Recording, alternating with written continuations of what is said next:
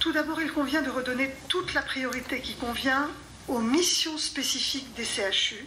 Véronique Leblond, chef du service hématologie à l'hôpital La Pitié-Salpêtrière, écoute les annonces de son ancienne collègue Agnès Buzyn. Nous prévoyons donc d'attribuer de façon pérenne une prime annuelle de 800 € par an aux 40 000 infirmiers et aides-soignants qui gagnent moins de 1 900 € mensuels. Bon, moi j'ai des infirmières qui ont donc 2 heures de trajet le matin, 2 heures de trajet le soir, qui travaillent en 12 heures le jour ou la nuit. Et je ne suis pas sûre que 66 € par mois va modifier complètement leur qualité de vie. Donc ce sont des mesures qui sont, au point de vue financier, je ne parle pas pour les médecins, mais pour le personnel paramédical, quand même des mesurettes.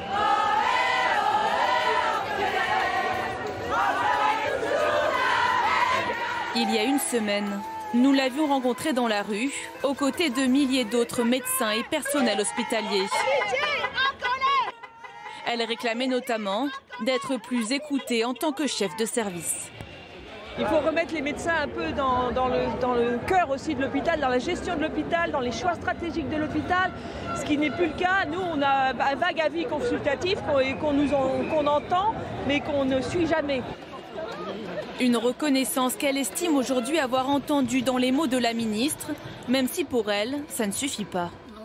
Je pense qu'elle a tout à fait vu les problèmes actuels qu'on vit tous les jours, nous, en tant que médecins ou plus ou moins chefs de service, etc. Le problème, c'est que c'est parfait, mais là, si c'est pour gérer la pénurie, ça n'a pas de sens. C'est-à-dire que ça a un sens si on peut avoir des projets, si on peut investir, s'il y a suffisamment, disons, de moyens pour voir l'avenir et pouvoir, disons, prendre des décisions importantes, stratégiques pour la médecine en France. Il ne faut pas déplacer les problèmes. C'est-à-dire qu'il faut déjà avoir vraiment le problème majeur, c'est le problème de la dépense de l'hôpital et des autorisations de dépassement qu'on a qui ne sont pas à la mesure de vraiment ce qu'on va dépenser dans les années qui viennent, de la dette qu'on nous a réduite, mais ça libère 260 000 millions d'euros par an. Mais voilà, ça ne libère pas le milliard qu'il faudrait tous les ans pour qu'on soit à la hauteur de nos dépenses. Donc la pénurie va continuer.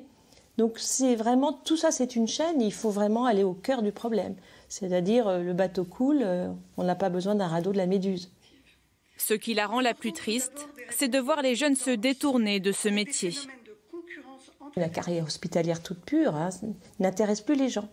Donc moi je trouve ça effondrant, alors qu'on se donne énormément, qu'on fait de l'enseignement, qu'on a des jeunes médecins qui sont enthousiastes, etc.